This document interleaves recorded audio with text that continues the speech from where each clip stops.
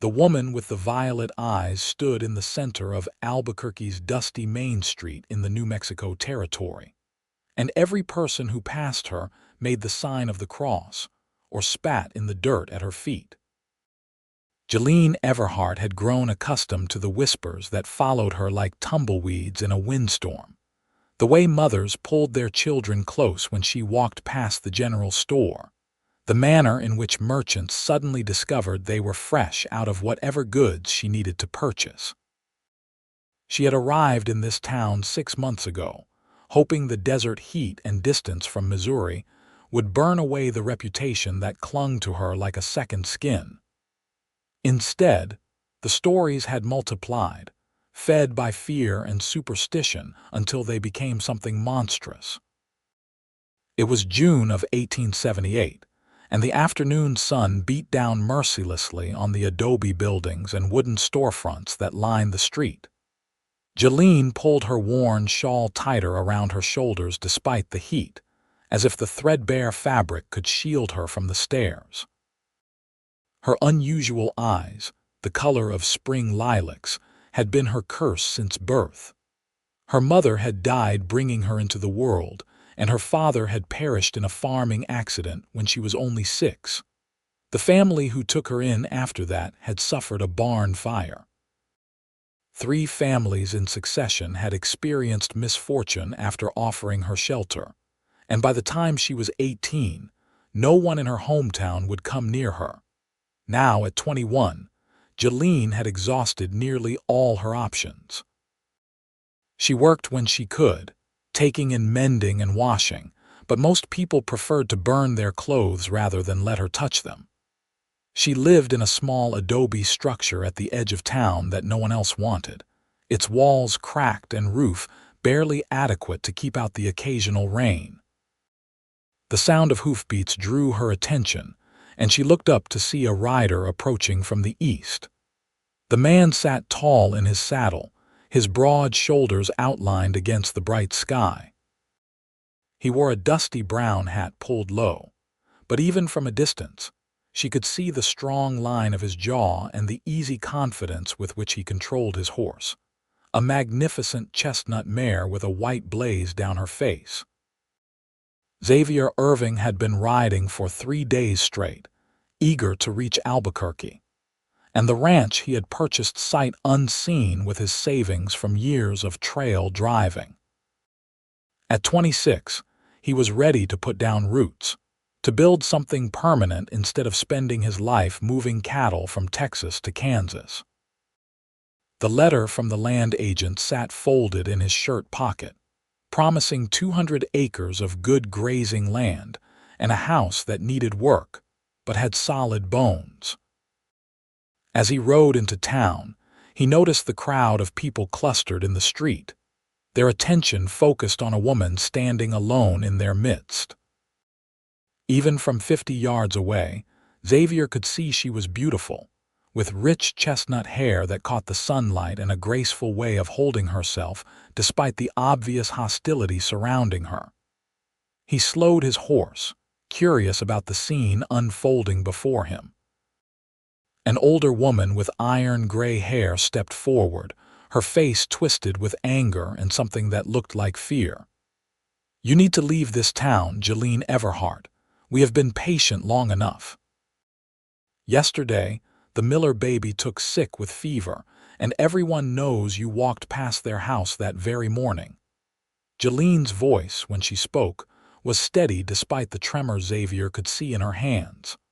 "I have done nothing to harm anyone. I am sorry the child is ill, but that has nothing to do with me." "Nothing to do with you," a man in a merchant's apron pushed forward. "My wife saw you looking at our store the day before the roof started leaking. We have had that building for 15 years without a single problem." "A leaking roof is not a curse, Mr. Peterson.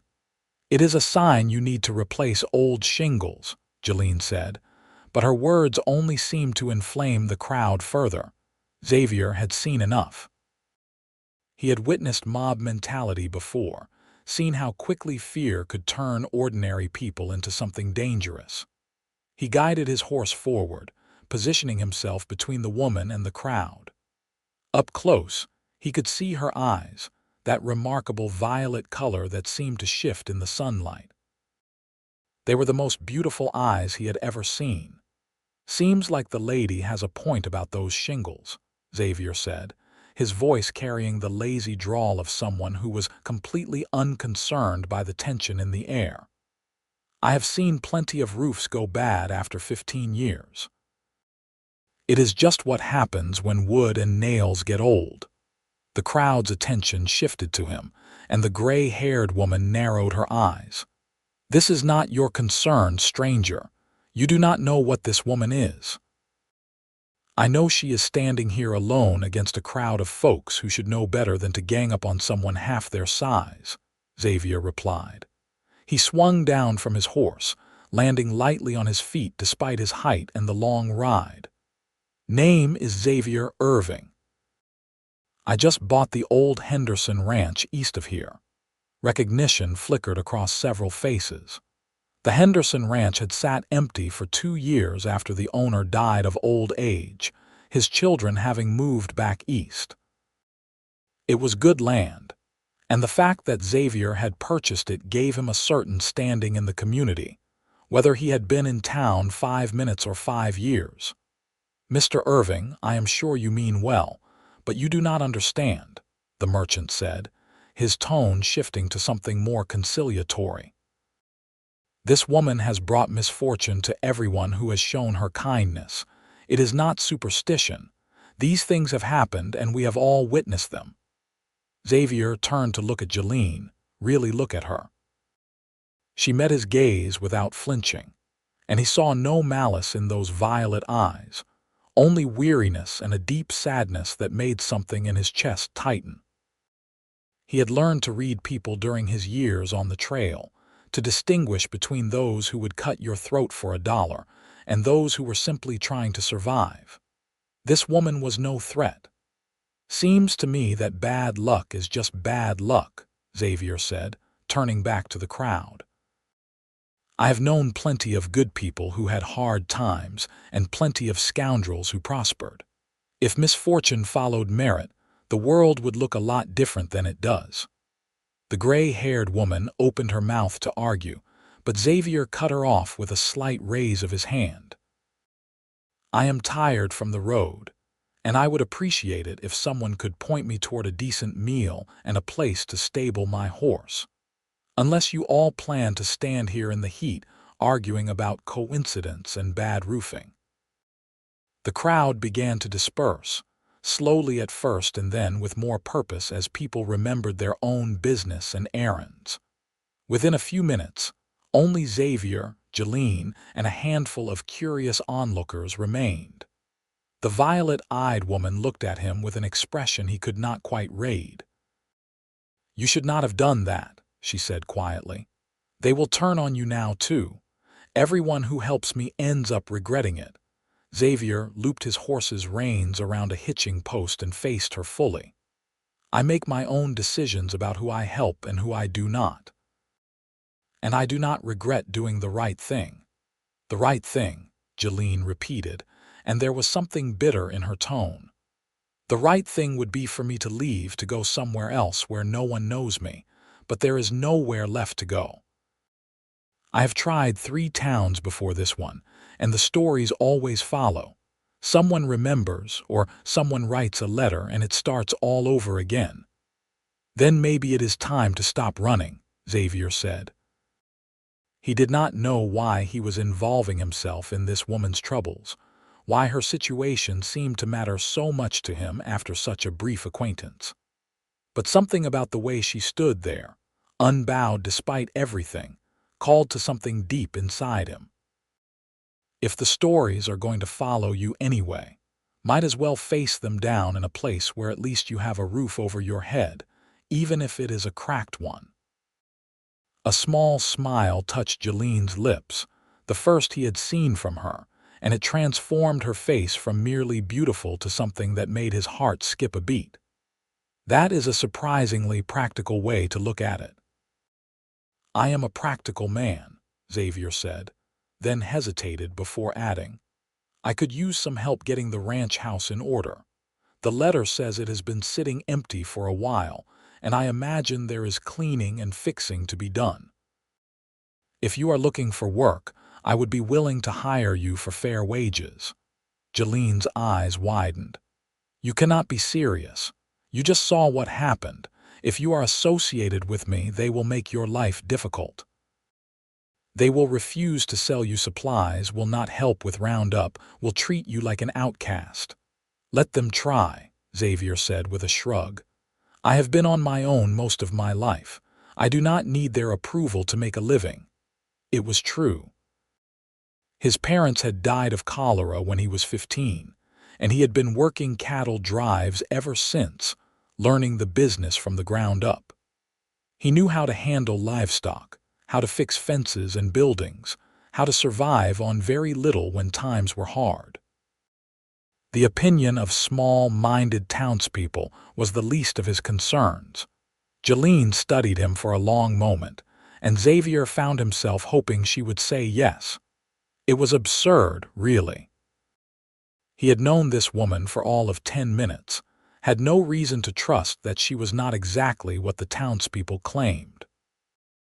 But his instincts had kept him alive through stampedes and river crossings and encounters with rustlers, and those same instincts told him that Jolene Everhart was someone worth knowing, worth defending.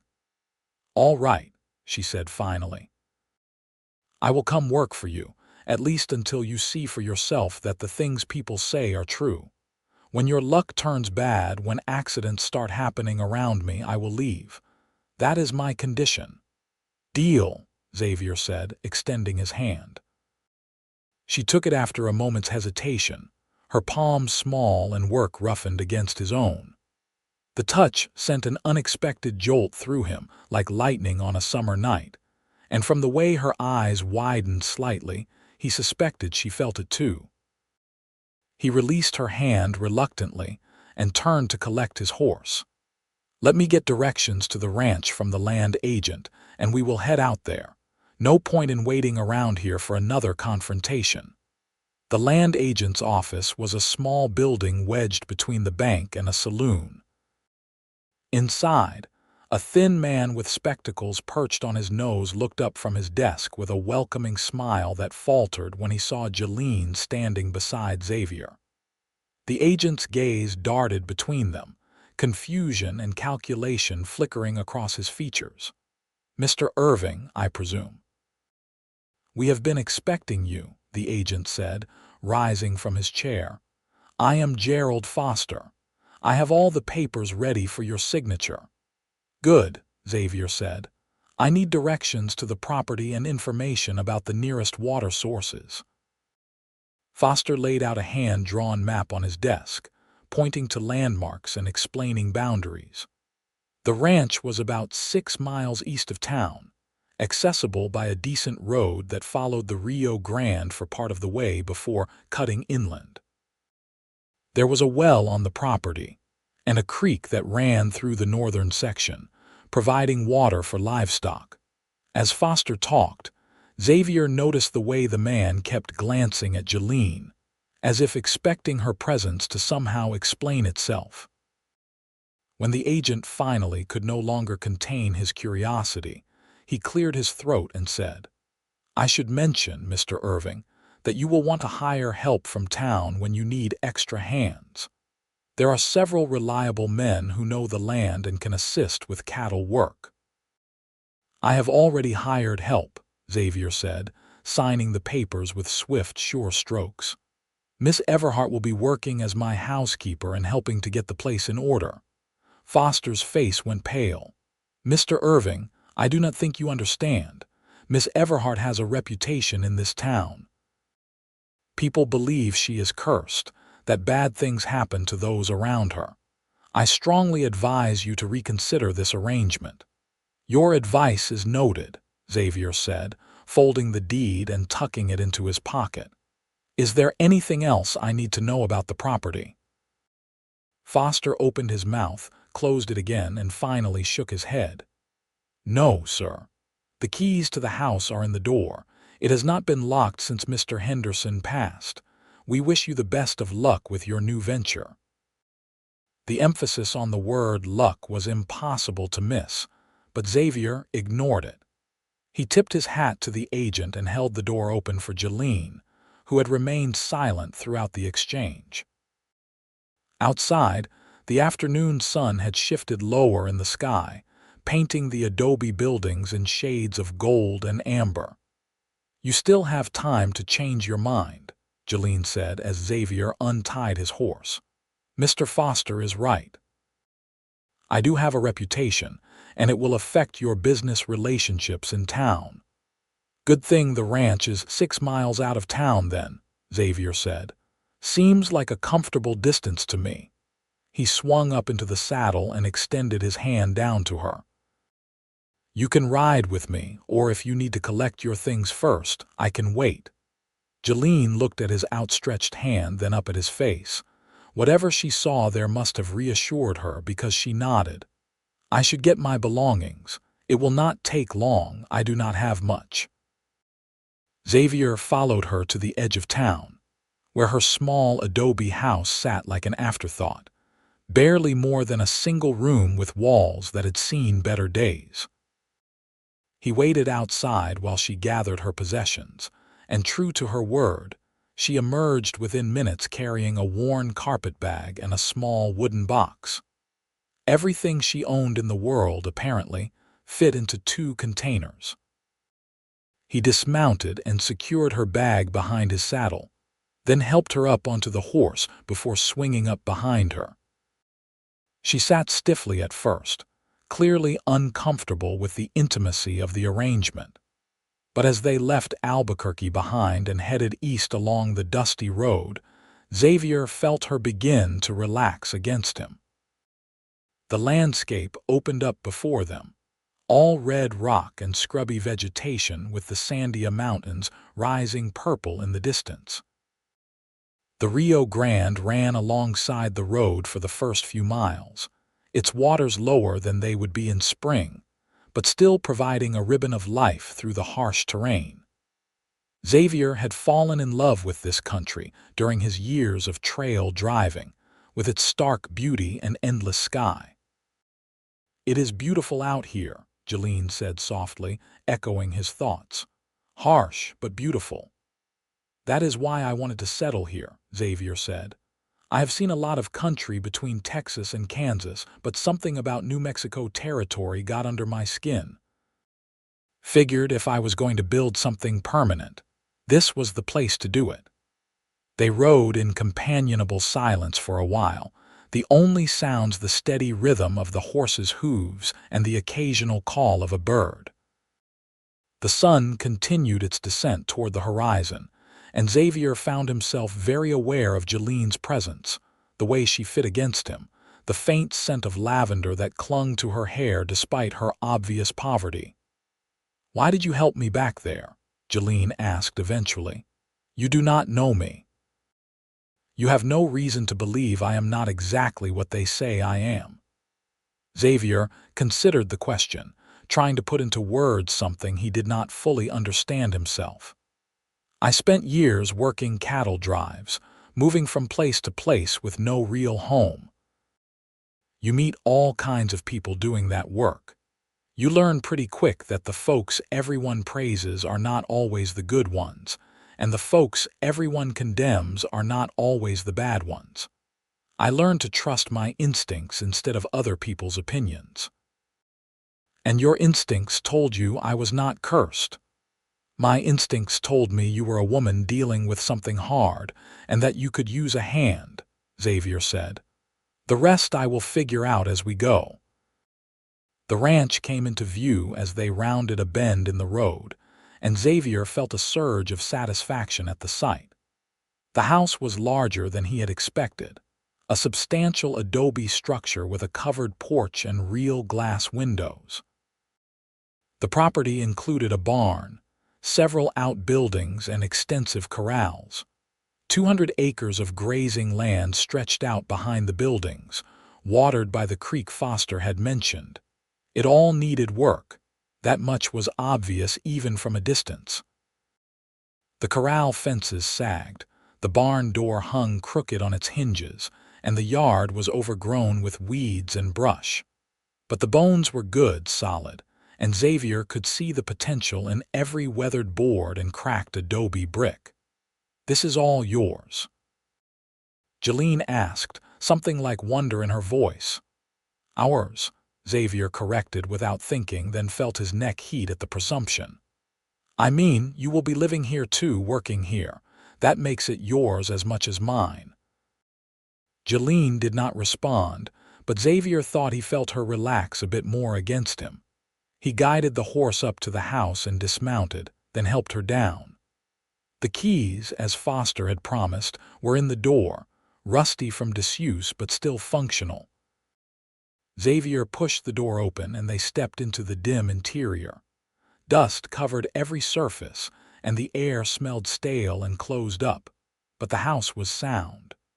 The main room was large, with a stone fireplace taking up most of one wall. A kitchen area occupied the back corner, complete with a cast iron stove that had seen better days but looked serviceable. 2 doors led off the main room, presumably to bedrooms. "It is a good house," Jolene said, setting down her carpetbag and looking around with a critical eye. "It will take work to make it livable, but the structure is solid." "That is what I thought," Xavier said. He walked to one of the windows and pushed it open, letting fresh air stream into the room. Dust motes danced in the shaft of evening sunlight. "Why do not you take the bedroom on the right?" "I will take the other one. We can start cleaning tomorrow when there is better light." Jolene opened her mouth, closed it, then said quietly, "Thank you, Xavier, for all of this. I know I said you would regret it, and you still might, but thank you for giving me a chance." Xavier met her violet eyes across the dusty room and felt something shift in his chest, a recognition of something he could not yet name. "Everyone deserves a chance, Jolene. Everyone." That night, they made a simple meal of beans and cornbread from Xavier's saddlebags and sat on the porch watching the stars emerge in the darkening sky. The desert cooled quickly after sundown, and Jolene wrapped her shawl around her shoulders while Xavier leaned against a porch post, comfortable in the evening chill. "Tell me about where you are from," Xavier said, breaking the peaceful silence. "You mentioned Missouri earlier." Jolene was quiet for so long that Xavier thought she might not answer. When she finally spoke, her voice was soft, almost lost in the night sounds around them. "I grew up in a small town outside Independence. My mother died when I was born, complications from childbirth. My father tried to raise me alone, but he was killed in a farming accident when I was 6. After that, I was passed from family to family. Each one took me in out of Christian duty, and each one suffered some misfortune while I was with them." "What kind of misfortune?" Xavier asked, keeping his tone neutral and curious rather than skeptical. "The first family, the Martins, lost their barn to fire. No one was hurt, but it destroyed their harvest. The second family, the Coopers, had their well go dry. The third family's daughter fell ill with scarlet fever. She recovered, but they were terrified I would hurt her somehow. By the time I was 14, no one would take me in anymore. The church found me a position as a maid in a larger town, and I worked there until the lady of the house became convinced I was putting the evil eye on her husband. I have been moving from place to place ever since, and everywhere I go, the same pattern repeats." Xavier absorbed this information, thinking about what she had described. "Jolene, those things you mentioned, they are just things that happen. Barns catch fire from lightning or careless lanterns. Wells go dry during droughts. Children get sick, especially in close quarters. It does not mean you caused any of it." "I know that in my head," Jolene said, frustration creeping into her voice. "But after a while, after it happens over and over, you start to wonder if maybe everyone else is right. Maybe there is something wrong with me, something about these eyes or the fact that my mother died bringing me into the world."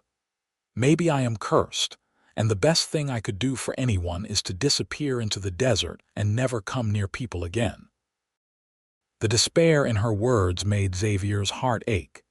He moved from his position against the post and sat down beside her on the porch steps, close enough that their shoulders almost touched. "Listen to me, Jolene. There is nothing wrong with you. You have beautiful eyes, unusual but beautiful. And your mother's death was not your fault. Women die in childbirth. It is a terrible thing, but it happens, and it is not the baby's fault. You have been carrying around guilt for things you did not do, and people have been heaping their own fears and superstitions on top of that until you cannot see the truth anymore." "And what is the truth?" Jolene asked, turning to look at him. In the starlight, her eyes seemed to glow, an otherworldly violet that Xavier found mesmerizing. "The truth is that you are a woman who has survived more than most people could handle.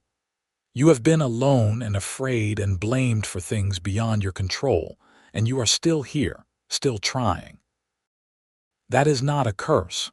That is strength." Tears sparkled in Jolene's eyes, and she looked away quickly, but not before Xavier saw them. Without thinking, he reached out and took her hand, threading his fingers through hers.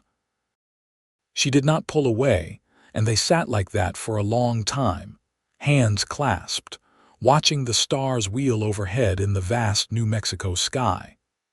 The next morning, they began the work of making the ranch livable. Xavier rose at dawn, a habit from his years of trail driving, and found Jolene already in the kitchen area, examining the stove with a critical eye. She had tied her hair back with a strip of cloth and rolled up her sleeves, ready to work. "The chimney needs cleaning," she said without preamble. "And the oven door does not seal properly, but I think I can fix both of those things. I have worked with worse."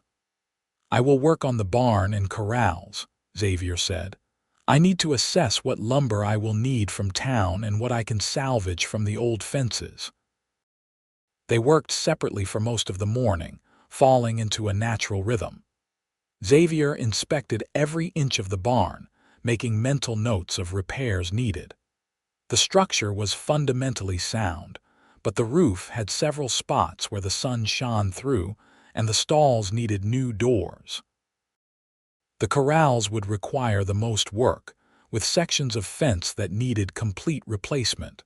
Around midday, Xavier returned to the house for water and found Jolene covered in soot, a triumphant smile on her face. "The chimney is clear, and I found the problem with the oven door. Just a bent hinge. I straightened it out, and now it seals perfectly." She looked proud and happy, and Xavier realized it had probably been a long time since anyone had appreciated her work. "That is excellent. The stove will be crucial once winter comes. I will ride into town tomorrow for supplies. We will need lumber, nails, some basic foodstuffs to get us through while we are setting up." Jolene's smile faded slightly. "You should go alone. If people see me with you, they will refuse to sell to you. Then they will lose my business," Xavier said firmly. "I am not going to hide you away like you are something shameful.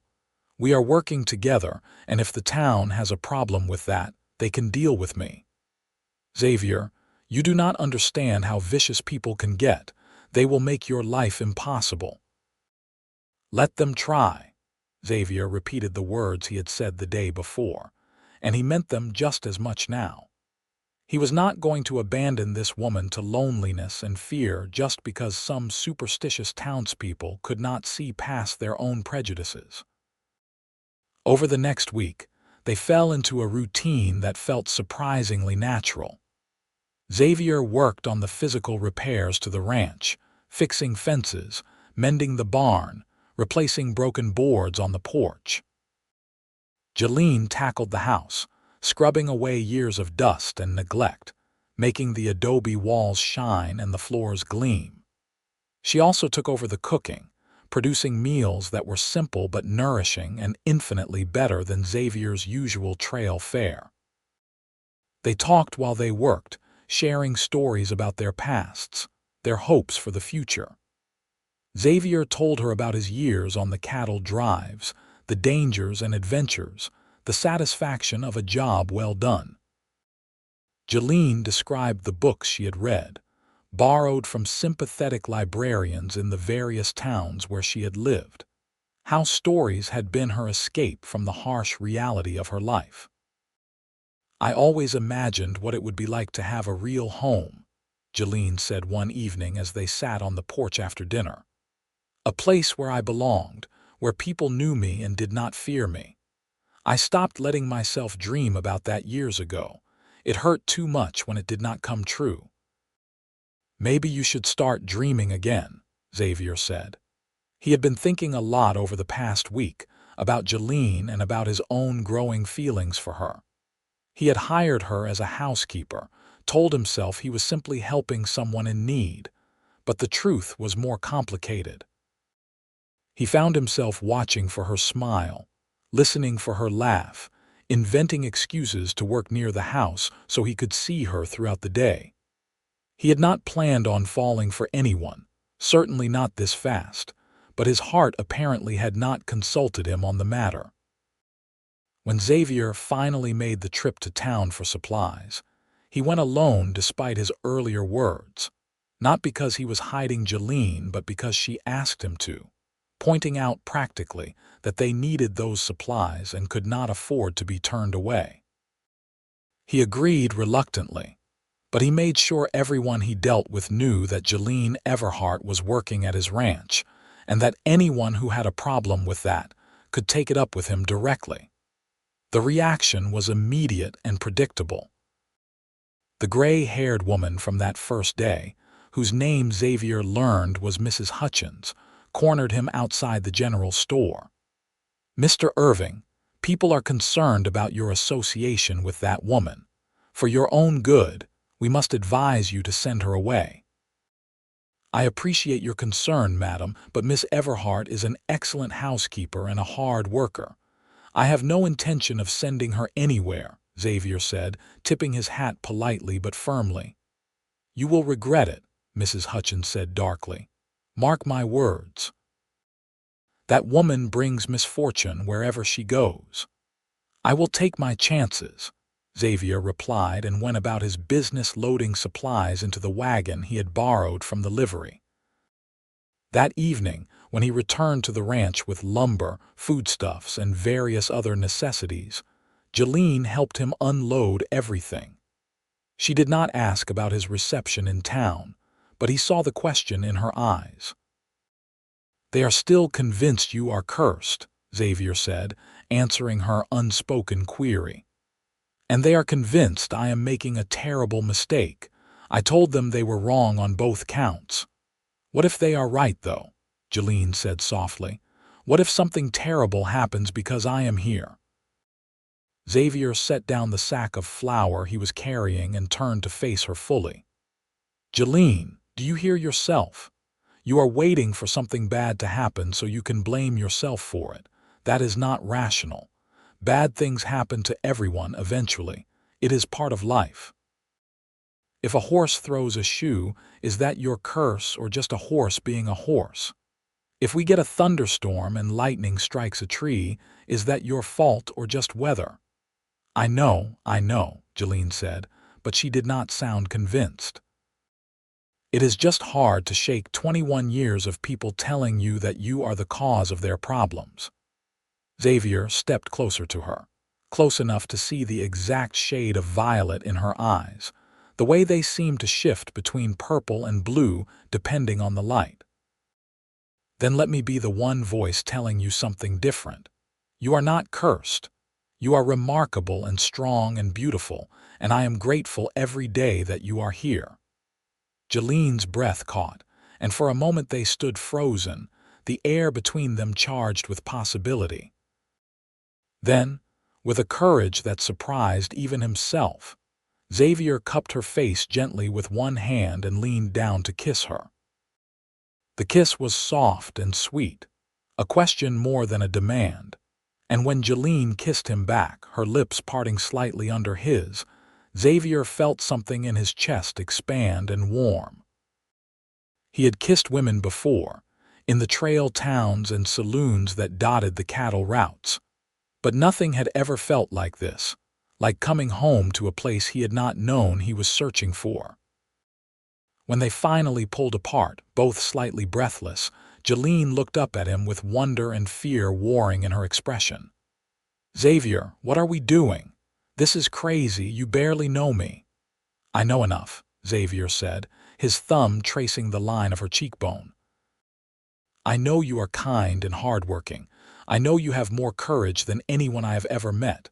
I know that when I am with you, I feel more alive than I have in years. That is enough for me.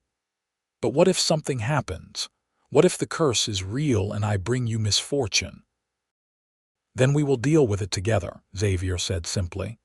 "That is what partners do. They face whatever comes side by side." Tears slipped down Jolene's cheeks, but she was smiling. "I do not deserve you." "You deserve everything good in this world," Xavier said, kissing her forehead, her cheeks, the tip of her nose. "And I intend to spend as long as you will let me proving that to you." They held each other on the porch as the sun set, painting the sky in shades of orange and pink and gold. Xavier felt a peace he had not known since his parents died, a sense of rightness that went bone deep. This woman, this place, this life they were building together, it was exactly what he wanted, what he had been searching for without knowing it. Over the following weeks, their relationship deepened. They continued to work side by side during the day, but the evenings became sacred time, spent talking on the porch or taking walks around the property. Xavier courted Jolene with a mixture of frontier practicality and genuine romance, bringing her wildflowers from the range, fixing things in the house that she mentioned needed attention, listening to her talk about the books she loved. Jolene, for her part, seemed to gradually let go of some of the fear that had defined her life for so long. She smiled more freely, laughed at Xavier's stories, allowed herself to hope. She cooked his favorite meals, mended his clothes without being asked, left little signs of her care scattered throughout their shared space. One evening, about a month after Xavier had first arrived in Albuquerque, he sat Jolene down on the porch with a serious expression. "I need to talk to you about something." Fear immediately flashed across Jolene's face. "What is wrong? Did something happen in town? Are people causing trouble?" "Nothing is wrong," Xavier assured her quickly. "In fact, everything is very right." "Jolene, these past weeks with you have been the happiest of my life. I wake up eager to see you and I go to sleep thinking about your smile. I have fallen in love with you, completely and irrevocably, and if you feel even a fraction of what I feel, I want to make this official." "Jolene Everhart, will you marry me?" Jolene stared at him, her violet eyes wide with shock. "Marry you? Xavier, we have only known each other for a month." "I have known you long enough to know you are the woman I want to spend my life with," Xavier said. He pulled a small box from his pocket, something he had purchased on his last trip to town from a jeweler who had looked at him with pity when he explained who the ring was for. Inside the box was a simple gold band with a small amethyst stone that matched Jolene's eyes. "I know it is fast. I know we have not known each other long, but when something is right, you know it, and this is right." "But the curse," Jolene whispered, though her eyes were fixed on the ring with longing. "What if something terrible happens after we are married?" "Then we will face it together, just like we face everything else," Xavier said. "Jolene, I am not afraid of your supposed curse. I am only afraid of losing you, of not taking this chance we have been given. Please say yes, be my wife, be my partner. Let me love you the way you deserve to be loved." Jolene looked from the ring to Xavier's face, and whatever she saw there must have convinced her because she nodded, tears streaming down her cheeks. "Yes, yes, I will marry you, Xavier Irving. God help me, I love you too, and I want to be your wife more than I have ever wanted anything." Xavier slipped the ring onto her finger, and then he was kissing her, pouring all his love and hope and promise into the kiss. Jolene kissed him back with equal passion, her arms wrapping around his neck, holding him close as if afraid he might disappear if she let go. They planned a simple wedding, to be held at the ranch with just a few witnesses from town, anyone willing to brave association with the cursed woman. Xavier rode into Albuquerque to speak with the minister, a middle-aged man named Reverend Thompson, who listened to Xavier's request with a troubled expression. "Mr. Irving, I feel I must ask if you are certain about this decision," the Reverend said carefully. "Miss Everhart's reputation in this town is quite troubling. Her reputation is based on superstition and coincidence," Xavier said firmly. "She is a good woman who has been treated shamefully by people who should know better. I love her, and I am going to marry her with or without your blessing. But I would prefer to have a proper ceremony, and I was hoping you would be willing to perform it." Reverend Thompson was silent for a long moment, studying Xavier's face. Finally, he sighed. "I will do it. God knows that woman has been judged harshly enough by this community. If you are willing to stand by her despite everything, perhaps there is more to her story than we have understood. When would you like the ceremony?" "2 weeks from Saturday," Xavier said. "At the ranch. It will be small, just a few people." The Reverend agreed, and Xavier left feeling triumphant. He made additional stops around town, inviting the few people who had been civil to him, despite his association with Jolene. Most declined, but the land agent, Gerald Foster, surprised him by accepting. "I will admit, Mr. Irving, I did not think you would last a month out there with Miss Everhart," Foster said. "The fact that you are still standing and apparently prospering despite all the dire predictions has made me reconsider some of my assumptions. I would be honored to attend your wedding." On the day of the wedding, the ranch looked transformed. Jolene had spent days cleaning and decorating, hanging wildflowers from the porch beams and scrubbing every surface until it shone. She wore a simple but beautiful dress that she had sewn herself, ivory-colored with lace trim at the collar and cuffs. Her chestnut hair was pinned up, revealing the graceful line of her neck, and the amethyst ring sparkled on her finger. Xavier wore his best clothes, a suit he had purchased in town for the occasion, and he could not stop staring at his bride. She was radiant, her violet eyes bright with happiness and just a touch of nervousness. The ceremony was brief but heartfelt. Reverend Thompson spoke about faith and courage, and the importance of seeing beyond surface appearances to the truth beneath. When it came time for the vows, Xavier spoke his clearly and firmly, promising to love and cherish Jolene all the days of his life, to stand by her through whatever came. Jolene's voice trembled slightly as she made her own promises, but she never looked away from Xavier's face, and when she said, "I do," it rang with conviction. "I now pronounce you man and wife," Reverend Thompson said with a small smile. "You may kiss your bride." Xavier did not need to be told twice. He pulled Jolene into his arms and kissed her thoroughly, to the polite applause of their handful of guests. When they finally broke apart, both were smiling, and Xavier could see tears of joy on Jolene's cheeks. The small gathering celebrated with food and drink on the porch. Gerald Foster was surprisingly jovial, telling stories about the early days of Albuquerque and complimenting Jolene on her cooking. The Reverend stayed for a polite amount of time before excusing himself, offering genuine good wishes to the newlyweds. As the sun began to set and their guests departed, Xavier and Jolene stood together on the porch, watching the sky turn colors. Jolene leaned against her husband's side, still getting used to that word, and Xavier wrapped his arm around her waist, holding her close. "How are you feeling, Mrs. Irving?" Xavier asked, delighting in the way Jolene smiled at her new name. "Like I am dreaming," Jolene admitted.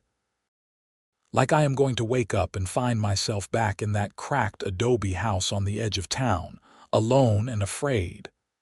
"This is not a dream," Xavier assured her, turning her to face him and taking both her hands in his. "This is real. We are real. You are my wife, and I am your husband, and we are going to build a life together that is full of love and happiness and all the good things you have been denied for far too long." "I love you," Jolene said, the words coming easier each time she said them. "I still cannot quite believe this is happening, but I love you more than I thought it was possible to love someone." "I love you too," Xavier said, then swept her up in his arms, making her squeal with surprise and laughter. "Now, I believe it is traditional for the groom to carry his bride over the threshold." He carried her into the house, kicking the door shut behind them, and for the first time in her life, Jolene felt truly safe, truly wanted, truly home. They made love that night with a tenderness and passion that left them both breathless, discovering each other with wonder and joy. Afterward, they lay tangled together in the narrow bed, and Jolene traced patterns on Xavier's chest while he played with strands of her loose hair. "Do you think we will have children?" Jolene asked softly, voicing a hope she had never dared to articulate before. "I hope so," Xavier said. "I think you will be a wonderful mother, and I would love to have a house full of little ones with your beautiful eyes. What if the curse is inherited?" Jolene said, the old fear creeping back. "What if I pass this to our children?" "There is no curse," Xavier said firmly, tilting her chin up so she had to look at him. "And our children will be lucky, loved, and protected. They will have two parents who adore them and a home where they belong. That is all any child needs." Jolene kissed him, pouring gratitude and love into the gesture, and they fell asleep in each other's arms as the desert night settled cool and quiet around their ranch. The weeks turned into months, and life at the ranch developed a comfortable rhythm. Xavier built up his cattle herd, purchasing stock from ranchers to the south and east. The work was hard but satisfying, and having Jolene waiting for him at the end of each day made even the most grueling tasks bearable. Jolene transformed the house into a real home, adding touches of beauty and comfort wherever she could. She started a garden behind the house, coaxing vegetables from the harsh soil with patient care. She made curtains for the windows, rugs for the floors, and turned their house from a structure into a sanctuary. They still faced hostility from some in town, but Xavier's firm stance and the obvious prosperity of his ranch began to shift some opinions. It was hard to maintain that Jolene was cursed when the Irving ranch was clearly thriving, when Xavier looked happier and healthier than any cursed man had a right to be. The turning point came in late October, when a fire broke out in town, threatening several buildings on Main Street.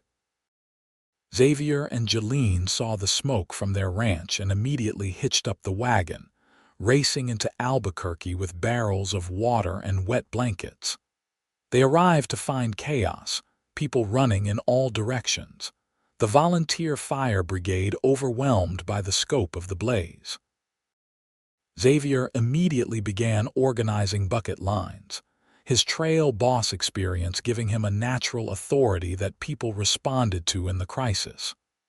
Jolene worked alongside him, carrying water, beating out sparks, helping to evacuate buildings in the fire's path. The fight against the flames lasted for hours, and by the time they finally got the blaze under control, everyone was exhausted and covered in soot. 3 buildings had been lost, but the rest of the street had been saved, largely due to Xavier's organization and the extra water they had brought from the ranch. As people caught their breath and began assessing the damage, Mrs. Hutchins approached Jolene. The old woman looked haggard, her earlier hostility replaced with something that might have been shame. "Miss Everhart, Mrs. Irving, I must apologize. You came to help us even after the way we treated you. That took more courage and kindness than I have shown you." Jolene, surprised, nodded. People needed help. That is all that mattered. Others began to come forward, offering thanks and tentative apologies. The merchant, Mr. Peterson, whose roof had leaked, admitted that the roof had been old and that blaming Jolene had been easier than accepting his own negligence in maintaining it. The Miller family, whose baby had been sick, revealed that the child had been ill before Jolene walked past their house, and that several other children in town had caught the same fever. It was not a complete reversal, but it was a start. Over the following months, more people in Albuquerque began to accept that perhaps Jolene Everhart Irving was not cursed after all, that the misfortunes attributed to her had been nothing more than the normal accidents and illnesses of life.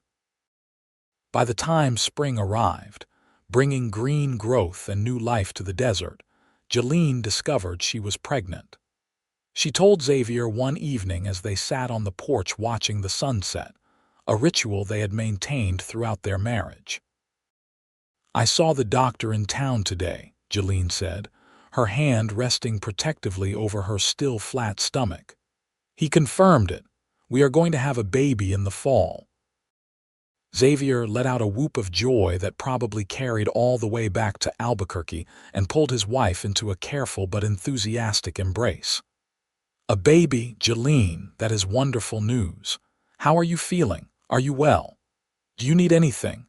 "I am fine," Jolene laughed, delighted by his reaction. "A little tired, a little nauseous in the mornings, but the doctor says that is normal. Xavier, we are going to be parents." "We are going to be the best parents," Xavier declared. "This child is going to be so loved, so protected, so happy. They will never doubt for a moment that they belong, that they are wanted." Over the next months, Xavier doted on his pregnant wife, trying to do all the heavy work himself, and insisting she rest more than Jolene felt was necessary. The nursery, the smaller of the two bedrooms, was cleaned and prepared with loving care. Jolene sewed tiny clothes and blankets while Xavier built a cradle, his rough rancher's hands surprisingly delicate with the woodworking. In late September of 1879, after a labor that lasted through the night and into the following day, Jolene gave birth to a healthy baby boy. They named him James, after Xavier's father, and Daniel, after Jolene's. The baby had his mother's unusual eyes, that remarkable violet shade, and a thick shock of dark hair. Xavier held his son with awe and terror, afraid his rough hands might somehow damage this tiny, perfect creature. "He is beautiful," Xavier said, his voice thick with emotion. "He has your eyes." "I hope that is not a curse," Jolene said, though she was smiling, the old fear finally losing its power over her. "It is a blessing," Xavier said firmly. "Those eyes are beautiful on you, and they are beautiful on our son. Anyone who says different will answer to me."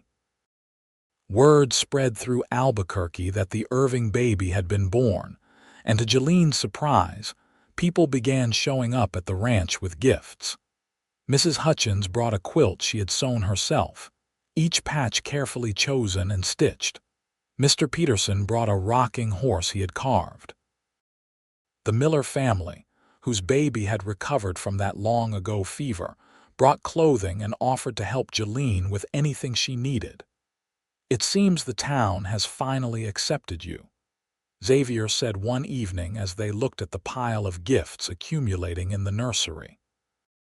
"It seems they have accepted that I am not cursed," Jolene corrected, but she was smiling. "Or maybe they have just decided that you are too stubborn to be affected by any curse, so it must not exist." "Either way, we won," Xavier said, wrapping his arms around his wife from behind, careful not to disturb the baby sleeping against her shoulder. "We have a home, A family, a place where we belong. That is all I ever wanted." "It is all I ever wanted too," Jolene said softly. "I just never believed I could have it until you came along and refused to believe the stories." As baby James grew, he proved to be a happy, healthy child, full of energy and curiosity.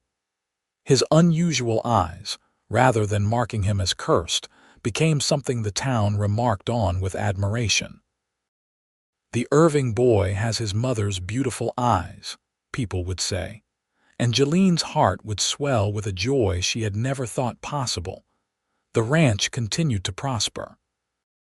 Xavier proved to have a natural talent for raising cattle, and within 2 years, the Irving Ranch was one of the most successful in the region.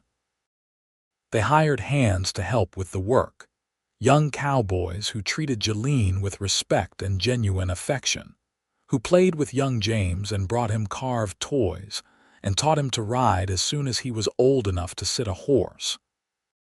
In the spring of 1882, Jolene gave birth to their second child, a daughter they named Elizabeth Marie, after Jolene's mother and Xavier's. Elizabeth had her father's dark eyes and her mother's chestnut hair, and she completed their family in a way that felt perfect and right. The children grew up surrounded by love and security, never doubting their place in the world. James proved to have his father's practical nature and love of ranching, while Elizabeth showed her mother's appreciation for books and learning. Both children heard the story of how their parents met, how Xavier had stepped between Jolene and an angry mob, how he had refused to believe the superstitions that had defined her life. So Mama was never really cursed. James asked one evening when he was about 8 years old, sitting on the porch with his parents while Elizabeth played with her dolls nearby. "Mama was never cursed," Xavier confirmed. "She was just unlucky in the people around her, until she got very lucky and found me." Jolene laughed and swatted her husband's arm playfully. "Your father is a humble man, as you can see." "But seriously," Xavier continued, pulling his wife close, "your mama is the bravest, strongest person I know. She survived things that would have broken most people, and she came through it with her kindness and her hope intact. That is not a curse. That is a blessing." As the years passed, the story of the cursed woman and the cowboy who loved her became part of local legend, though the ending changed depending on who told it. Some said Xavier broke the curse with his love. Others said there had never been a curse, just bad luck and worse people. Xavier and Jolene did not care which version people believed. They knew their truth, knew the love they had built together against all odds. In 1885, when James was 6 and Elizabeth 3, Xavier decided to expand the ranch further, purchasing additional land to the north. The original 200 acres had become 400, and the Irving brand was known throughout New Mexico territory for quality cattle and fair dealing. Jolene had become a respected figure in Albuquerque, not despite her past, but in some ways because of it. Other women who felt like outsiders, who had been judged or condemned unfairly, found in her a sympathetic ear and a helping hand. She became known for her charity work, for the way she welcomed everyone to her table regardless of their standing in the community. "You have built something remarkable here," Gerald Foster told Xavier one day when he came out to the ranch on business. "Not just the property and the herd, but the family, the reputation. You have proven that faith in someone can change their whole world." "I did not change Jolene's world," Xavier corrected. "I just gave her a chance to show everyone what I saw from the beginning, that she was extraordinary." By the time James was 10, he was already helping his father with the cattle, learning the business from the ground up just as Xavier had learned it. Elizabeth, meanwhile, had convinced her parents to hire a tutor, a young woman from back east who had come west for adventure, and stayed for the opportunity to shape young minds. Under Miss Patterson's guidance, Elizabeth flourished academically, showing a quick wit and a love of learning that reminded Xavier of Jolene. The ranch had become more than just a business or a home. It was a gathering place, a symbol of what could be built with hard work and love. They hosted summer gatherings where neighboring ranchers came with their families, where tables groaned under the weight of food and children played tag in the yard, while adults discussed cattle prices and weather patterns.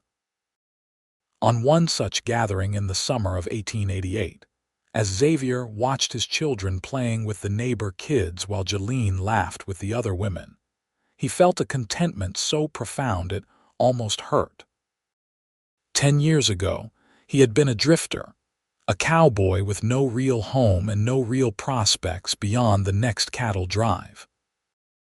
Now he had everything: a thriving business, a beautiful home, a wife he loved more with each passing day, and children who would never know the loneliness he and Jolene had experienced. That evening, after their guests had departed and the children were in bed, Xavier and Jolene sat on their porch as they had so many evenings before. The stars were brilliant in the clear desert sky, and the night air was sweet with the scent of the wildflowers Jolene had planted around the house. "Do you remember the first time we sat here together?" Xavier asked, his arm around his wife's shoulders. "Of course," Jolene said. "I was so afraid you would realize everyone was right about me, afraid you would send me away, afraid to hope that this might be real. And now I know it is real," Jolene said, smiling up at her husband. "Now I know that curses are just stories people tell when they are afraid of things they do not understand. The real magic is in choosing to love someone, in standing by them even when it is hard, in building something lasting together." Xavier kissed her, a soft press of lips that still sent warmth through him even after 10 years of marriage. "I would do it all again, you know. If I rode into Albuquerque tomorrow and saw you standing in that street, I would make the same choice. I would choose you every single time." "I know," Jolene said. "That is what makes you remarkable. You saw past what everyone told you to see and found the truth underneath." "You saved me, Xavier, in every way a person can be saved." "We saved each other," Xavier corrected. "I was drifting before I met you, just going through the motions of living without any real purpose. You gave me a reason to put down roots, to build something permanent, to become the man I wanted to be." They sat in comfortable silence for a while, listening to the night sounds of the desert, the distant howl of a coyote, the rustle of wind through the scrub brush, the soft sounds of their horses in the barn. "What do you think will happen to James and Elizabeth?" Jolene asked eventually. "Will they stay here on the ranch, or will they want to see more of the world?" "I do not know," Xavier said honestly. "James loves the ranching life, but he is young yet. He might change his mind. Elizabeth has that hunger for knowledge that might take her far from here. But whatever they choose, they will know they have a home to come back to, a place where they are loved unconditionally. That is more than either of us had at their age." "Much more," Jolene agreed. She rested her head on Xavier's shoulder, feeling blessed beyond measure. "We have given them the gift we never had, the certainty that they belong." As the children grew older, the ranch continued to evolve. James, true to his early love of the land, took on more and more responsibility, working alongside his father and learning every aspect of the business. By the time he was 16, in 1891, he was essentially Xavier's partner, making decisions about the herd and the land with a maturity beyond his years. Elizabeth, meanwhile, excelled in her studies and expressed a desire to become a teacher herself. When she was 15, Xavier and Jolene made the difficult decision to send her to a school in Santa Fe, where she could get the education she craved while still being close enough to visit regularly. "Are you sure about this?" Xavier asked Jolene the night before Elizabeth was to leave for school. "She is still so young. She is the same age I was when I was completely on my own," Jolene reminded him gently. "And unlike me, she has a family who loves her, a home to return to, and resources to help her if she struggles. She will be fine, Xavier. She is our daughter. She has your strength and my stubbornness. Nothing can stop her." Xavier had to admit his wife was right. Elizabeth thrived in Santa Fe, sending long letters home full of her studies and new friends and ambitious plans for the future. She came home for holidays and summers, and each time Xavier saw her, he was struck by how much she had grown, how confident and capable she had become. In 1893, James met a young woman at a neighboring ranch, the daughter of a rancher Xavier had known for years. Her name was Sarah Mitchell, and she was everything James could have wanted: smart, capable, beautiful, and completely unimpressed by his attempts to show off his riding skills. They courted for a year before James asked Xavier's permission to propose. "You do not need my permission, son," Xavier said, though he was touched that James had asked. "You are a grown man, capable of making your own decisions. But for what it is worth, I think Sarah is wonderful, and I would be proud to welcome her into our family." James and Sarah married in the spring of 1894, a joyous occasion that brought together families from all over the territory. Elizabeth came home from school for the wedding, bringing with her a young man named Thomas Wright, a fellow teacher she had been courting.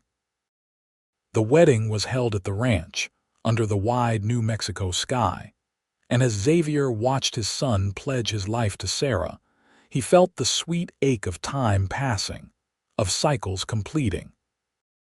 Jolene stood beside him, tears of happiness on her cheeks, and Xavier took her hand, threading their fingers together just as he had that first night on the porch all those years ago. They had built something lasting, something beautiful, and this wedding was proof of it. Sarah moved into the ranch house, and she and Jolene worked together to make space for the new addition to the family. To Xavier's delight, the two women became close, and he often found them laughing together in the kitchen or working side by side in the garden. James built a small addition onto the house, creating a private space for himself and Sarah while still keeping the family close. In the winter of 1895, Sarah gave birth to Xavier and Jolene's first grandchild, a baby girl they named Grace. Xavier held his granddaughter with the same awe and terror he had felt holding James all those years ago, marveling at her tiny fingers and the way she seemed to look right at him with wise, knowing eyes. "She has your eyes, Jolene," Sarah said from her bed, smiling at her in-laws. "That beautiful violet color." Jolene felt tears spring to her eyes at the casual way Sarah said it, with admiration rather than fear. "She is perfect," Jolene said, touching the baby's soft cheek. "Absolutely perfect." "Just like her grandmother," Xavier added, pulling Jolene close and kissing her temple. Elizabeth came home that summer with news of her own. She and Thomas were engaged, planning to marry in the fall. She wanted to have the wedding at the ranch, just as James had, and Jolene threw herself into preparations with joy. Elizabeth's wedding was smaller than James's had been, more intimate, but no less beautiful. As Xavier walked his daughter down the makeshift aisle in their yard, giving her hand to the earnest young teacher who clearly adored her, he felt a profound satisfaction with the life they had built. After the wedding, Elizabeth and Thomas moved to a small town north of Santa Fe, where they had both secured teaching positions. They visited the ranch when they could, and Jolene made the trip north several times a year to see them. In 1897, Elizabeth gave birth to twin boys, Henry and Harrison, and the ranch house echoed with joy at the news.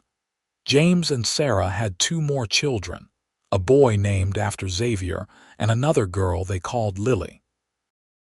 The ranch house, which had once seemed so empty and dusty, was now filled with the sound of children's laughter, with life and love and purpose. As the century drew to a close, Xavier was in his late 40s and Jolene in her early 40s, still healthy and active but beginning to feel the weight of years. They had lived through the transition from territory to statehood preparations, had seen Albuquerque grow from a small desert town to a thriving city, had watched the wild frontier gradually become more civilized.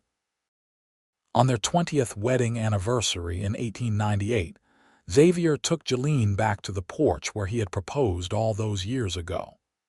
The house had been expanded and improved, but the porch remained the same, their sacred space where they had shared so many sunsets and conversations.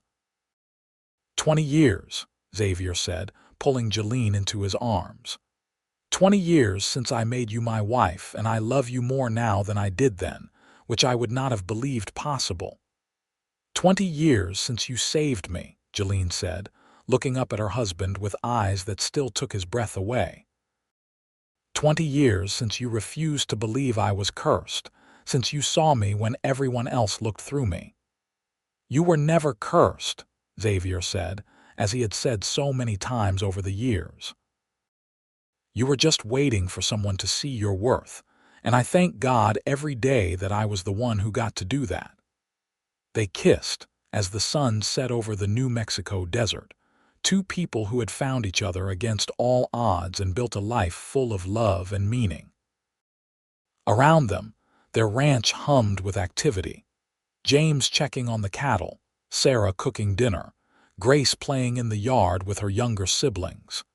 It was everything Xavier had imagined that first day when he rode into Albuquerque, and more than Jolene had ever dared to dream. As the years continued to pass, Xavier and Jolene gradually stepped back from the day-to-day running of the ranch, letting James take over more completely. They became the wise elders, the grandparents who spoiled their grandchildren and told stories of the old days. They traveled a bit, visiting Elizabeth and her family, taking trips to see parts of the country they had never experienced. But they always came home to the ranch, to the place where their love story had begun, where they had proven that curses were just stories and that faith in someone could change everything. They grew old together, their hair turning gray, their bodies slowing down, but their love remained constant, a bright, steady flame that had only grown stronger with time. In the spring of 1915, as they sat on their porch watching their great-grandchildren play in the yard, Xavier took Jolene's hand, her fingers now bent with age but still fitting perfectly in his own.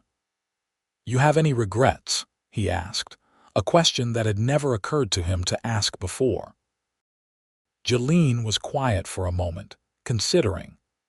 "I regret the years I spent believing I was cursed, believing I did not deserve happiness. I regret the time I wasted on fear instead of hope. But I do not regret a single moment since the day you rode into my life and refused to believe the lies people told about me." "Good," Xavier said, "because I would not change a thing. Not one moment, not one decision, not one day of the life we have built together." They sat together as the sun set, as they had so many thousands of times before. 2 people who had found each other when both were lost, and had created something beautiful from the ashes of their separate pasts. The ranch stretched out around them, 400 acres of prosperity and promise, filled with children and grandchildren and great-grandchildren, who would never know what it meant to be called cursed, who would only know love and belonging. The cowboy and the woman with violet eyes had proven that love could triumph over fear, that faith in someone could give them the strength to become who they were meant to be. They had built a legacy that would last for generations, but more importantly, They had found in each other the home they had both been searching for.